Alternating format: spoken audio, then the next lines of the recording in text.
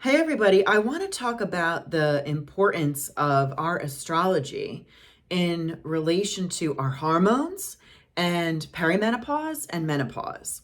And I think that this is such an important topic and something to really think about, especially because the topic of perimenopause and menopause has really been taking over lately. More and more people are recognizing how this is such a important time in a woman's life, in a woman's cycle, in a woman's journey, and it's getting the proper attention where in the past it would become more secret, and now there's all of these doctors and advocates that are really sharing more about the importance of hormones and this end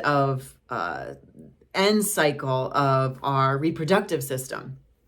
Me being an astrologer, I always want to correlate the planets with things that happen in our lives and things that happen with our health, especially when our bodies go out of whack, is going to absolutely show up in our astrology.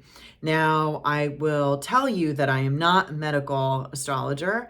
I talk to people about their lives. I'm a predictive astrologer, but I am not a medical astrologer. But I am always intrigued by how the moving planets are influencing us. And because I speak to so many people about their astrology and about how things are feeling, especially their health, I can't help but notice so many of the connections with hormonal imbalances that are really representative in our astrology. So what I want to kind of do in this video is really kind of outline where you're going to see these hormonal fluctuations that are going to show up in our astrology, and when we're going to actually get flare-ups. Because when we think about perimenopause and menopause, that whole process can go up to 10 plus years, right? And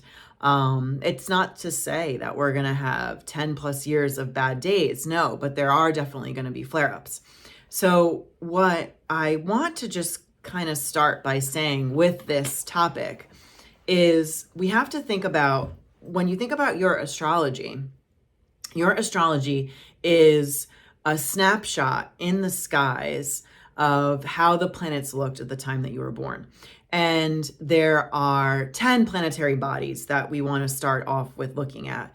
And they comprise of the sun, the moon, Venus, Mercury, Mars, Jupiter, Saturn, Uranus, Neptune, and Pluto. And I know that there's asteroids that you can look at as well, but for the purposes of this video, I want to keep it to talking about, the 10 major planets. And in regards to us from a personal level, and certainly from a hormonal level, when you have your personal planets that are getting activated, especially in stressful situations, that is where we're going to really engage with hormonal imbalances. And who are the personal planets? The personal planets are your sun, your moon, your Venus, your Mercury, and your Mars. And Mars he kind of falls as a trigger, in my opinion. He is our action planet. He's our reaction planet. But when it comes to hormonal imbalances, you're going to get a lot of Mars fluctuation, because Mars can make you angry. Mars can make you reactive. So I feel that in regards to hormones and thinking about how our hormones are getting activated, we have to think about Mars. Another placement that I do see get activated with hormonal fluctuations is the ascendant, which is the rising sign. But I'm going to save that for another time, because I kind of want to focus on the planets right now and the movement of the planets. So we have personal planets, and then we have outer planets. Okay. Now, again, when we're going to get triggered hormonally, our personal planets are always going to be triggered and behind it. All right. And so you have your astrology that never changes, and then you have the moving planets that are moving around. And when we think about, topics or phases in life, such as perimenopause, the phase before we actually go into menopause, where we stop reproducing, our cycles go into, we're not able to, our reproductive cycles are going to die, so to speak, okay? What happens is you need, it's a long cycle to go through that, okay? It's a long process. It's not like a one and done. And yes, there are some very lucky people who never have to go through those hormonal, fluctuations. And I will tell you, I'm very jealous of you. But most women are going to go through hormonal fluctuations. And those are going to be flared up by the moving planets. And so when we think about the moving planets, they also have, they have a speed. And when we think about long cycles, we have to think about the slower moving planets. And for me, when I work with people's charts, I always am seeing the culprits of hormonal imbalance, particularly those relating to perimenopause and menopause, coming out of the outer planets. Now, the outer planets are Jupiter, Saturn, Uranus, Neptune, and Pluto. But I will tell you that I find Uranus, Neptune, and Pluto to be the greatest offenders, okay? And let's talk about them. But also Saturn will come in to fluctuate things too. But Saturn, I find the slower moving planets to be even more of a source of friction. But let's just kind of look at each planet specifically. Saturn is going to stay in each sign for approximately 2 to 3 years. Uranus is going to be staying in each sign for approximately 7 years, longer cycle. Neptune is going to be staying in each sign for approximately 14 years, even longer cycle. And Pluto is going to stay in each sign for approximately 20 years, much longer cycle. The other thing is that when we think about our lives, okay, there are certain junctures of our life, certain age frames, age points where we are going to engage with these slower moving planets. The first very important time that we engage with in our later years or mid-cycle years is going to be at the ages of 37 to 46. And at that time frame, we're going to be dealing with our Uranus opposition. And that's when Uranus, the planet of change and chaos, is going to start opposing our natal Uranus. And that is always going to cause for the desire for change and also disruption in our personal life. People sometimes label the Uranus opposition as a midlife crisis, okay? Another thing that's happening between the ages of 43 and 45 is that we're dealing with our Saturn opposition. And this is where we're kind of being faced and tested with, all the work that we've put into our life, all the things that we've done, and what are we going to do with it next? There's a great test that's around us, and we may be feeling that test physically as well. And a lot of times these tests can come hormonally. Another very important time frame in regards to our age is between the ages of 33 and 43. And what's happening there is we're dealing with a Neptune square. And Neptune is the planet of illusion and delusion, and he can cause a lot of havoc when he is, stressing our astrology. So, and there's other very important kind of, momentous times in our life with these slower moving planets, because astrology has everything to do with phases and cycles. But I really kind of want you to think about those specific time frames: 37 to 46, 43 to 45, and 33 to 43. So again, there's a lot of things happening in that time, which is really stressing us personally. It's so much more than just calling it a midlife crisis. There's a lot that's happening to our bodies physically. Now, we really want to hone in as to when we're going to get these hormonal flare-ups. That's going to be happening when the moving planets are going to be stressing our personal planets. And who are our personal planets again? That's the sun, the moon, Venus. Venus is the goddess of our beauty. Whenever she is going to be activated, you may not be feeling as pretty. And that is definitely going to be happening with hormonal fluctuations and perimenopausal symptoms and menopausal symptoms. The goddess of love, our goddess of, beauty. Again, when you have the moving planets stressing her, especially when we have a slower moving planet stressing her, like Neptune, Uranus, Pluto, also, Saturn even. Like it's going to wreak havoc on how we feel about ourselves. Another important planet is the moon. This is our emotions. And when it comes to perimenopausal and menopausal symptoms, it is proven that this is going to fluctuate your mood. And when we have mood fluctuations, especially long-term mood fluctuations, our moon is going to be activated. And one of the classics that I see is when we are dealing with Pluto and the moon, that can absolutely, bring your emotions and your mood out of whack.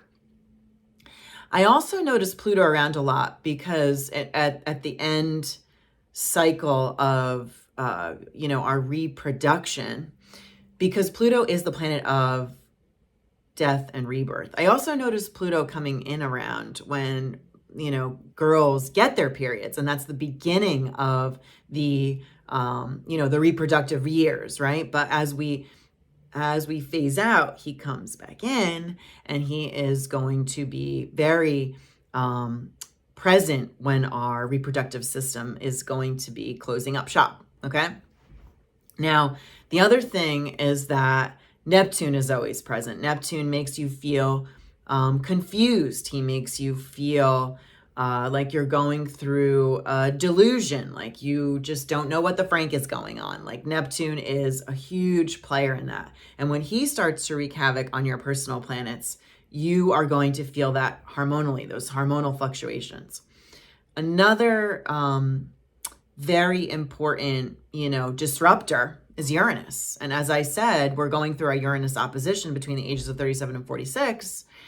But Uranus on any of our personal planets is going to also wreak havoc, and it makes you feel disrupted. You might go through a lot of disruption in your own routine, in your own what you need to do to feel better.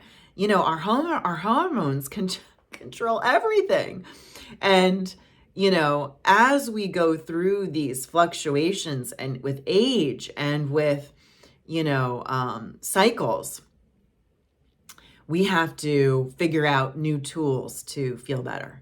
And despite everything else that's happening in your personal lives, like feeling good in your body, feeling good in your physical self is really going to be such a key to getting, balance, to finding balance. But when you're dealing with these planets that are slow movers, it really can be difficult to go through all the feelings and go through all the physical limitations that you have to engage with. What I like to do and again, this topic, there's so much to discuss about this topic. I wanted to kind of just begin talking about it from an astrological standpoint, because I know there's so many people talking about it in regards to getting tools to work through this process.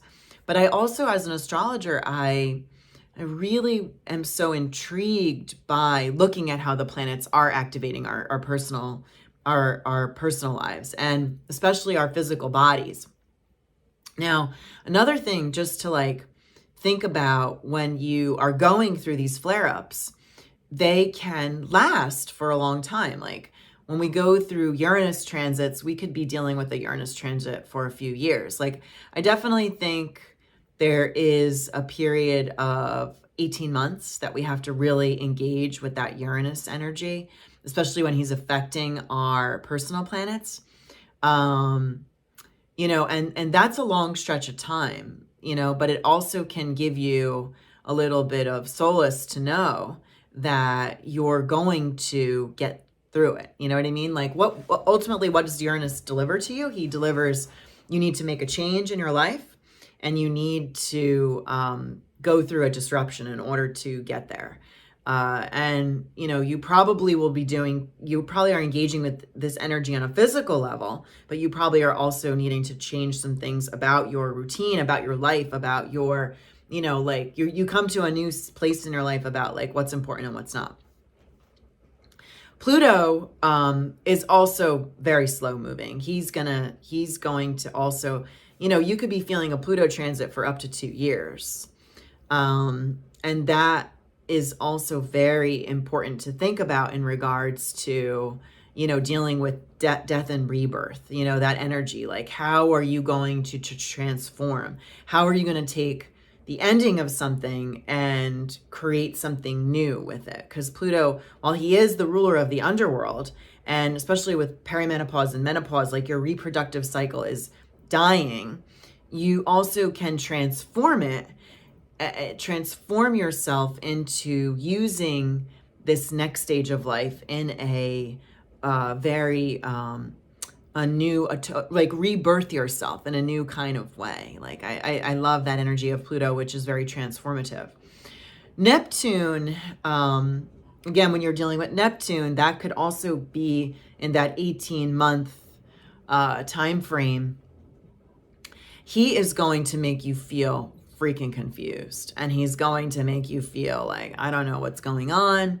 Nobody knows what's going on. The doctors don't know what's going on. It really can cause you to go on a hamster wheel to look at a lot of different things and not really have an answer as to what to do. Like, I always find with Neptune transits, you really have to kind of not be rigid and just kind of take each day as it comes, one day at a time kind of thing. And especially when we deal with physical limitations in our body and hormonal fluctuations that are always, changing. If you see Neptune around you, this is absolutely going to be an energy that you're going to have to just kind of really, it's very slow and it's very confusing, and you might feel even like your brain is in a fog, and that's a very big symptom of menopause and perimenopause, like forgetting things and kind of feeling like you've got that brain fog. Like, that's very much part of Neptune. He also needs you to sleep a little bit more. He needs you to go a little slower. When you know he's around you, it can just help you gear yourself up. And also, it's nice to know when he's moving out. You know what I mean? Like, this is why I love looking at the trajectory of the planets, because again, when he is, all these planets are moving in to apply to your astrology, whether it be through a conjunction, through a square, through an opposition. The trines are going to be good. Those are not going to cause the hormonal fluctuation. It's going to be the conjunctions, the oppositions, and the squares. But as these planets are moving in, applying, as we say, that's when we're feeling that energy so strongly. When it hits, that's when it's like the worst. And then as it moves away, it gets better. And you're, and so that's a process. Like, as I'm talking to you about these time frames of, time, that can be an 18-month process. It can be up to 2 years. It can be a year. The other planet I talked to you about, Pluto, I talked to you about Uranus, I talked to you about Neptune. Also want to mention Saturn, because even though I would blame Uranus, Neptune, Pluto first, because there's a slower moving, Saturn does have his say too. And he will come in, and he will, create his own kind of chaos. And it can be very restrictive. You may feel very restrictive with Saturn, especially like when he's not working for you. When he's working for you, you feel this sense of achievement. But when he's working against you, you feel restricted. You feel also down on yourself, and that's a big part of the whole perimenopause, menopausal, cycle. And you'll feel Saturn for a year, definitely a good 8 months, but it could be, a year plus. But knowing that when he is around you is also another kind of indicator as to when there's going to be these flare-ups. And if you're part of the lucky, population of dealing with really extreme perimenopause and menopausal issues, hormonal flare-ups, you're probably dealing with not just one of these planets, but 2 or 3 or even 4 of them at the same exact time. And that's where we get into, some of us have more extreme symptoms than others. But knowing how these outer planets are influencing you and really kind of what their archetype is, it can help you just kind of manage or think about ways to manage your symptoms. And again, I am not a doctor, I'm an astrologer. I am looking at how the moving planets are influencing us. But I, as a woman and as somebody who goes through all of, the cycles of life, and the women I talk to, I can't help but see the correlations of the planets and our flare-ups.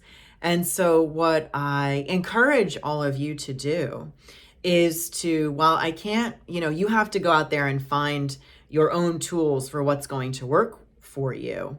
I can, as an astrologer, say when the flare-ups are happening. And, I can't tell you how many times I recommend to my clients, I'm like, listen, you might be having a hormonal imbalance. Maybe you're going and, visiting all these different doctors and trying to see what's going on and trying to figure it out. But there could actually be a hormonal imbalance. And again, with hormones, it's always going to go back to your personal planets getting triggered. The sun, the moon, Venus, Mars, and your ascendant. I didn't really talk about the ascendant too much, but that'll, I can cover in a different video. But for now, I wanted to share that.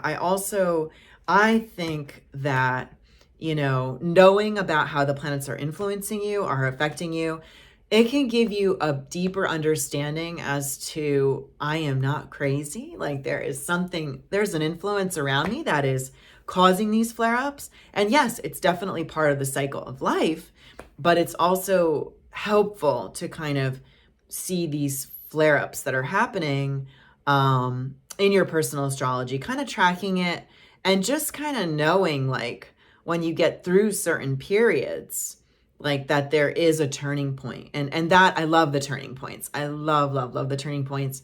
And I love the, kind of confidence that comes after we get through some of these transits. Because ultimately that's really what is going to happen. You will, even if it causes chaos, it wreaks chaos in your life, you will come out in a more confident way. And let's just go back to talking about Pluto, planet of death and rebirth. When we think about your reproductive cycle, dying in order to come, it will never come back to life, but you will come back to life in a totally new kind of way, in a more liberated kind of way, especially that we think of liberation when we think about Uranus. So I hope this video has been helpful. And if you enjoyed it, let me know, because I will make more. I tried to talk about a lot of things all at once, but I'll make more in regards to this topic because I think it's fascinating. We're talking a lot more out, the topic of perimenopause and menopause is really coming out a lot in our mainstream. And again, as an astrologer, I like to put the pieces together. So if you like this, just let me know and I will try to make more content about it. All right, everybody. Till next time. Bye-bye.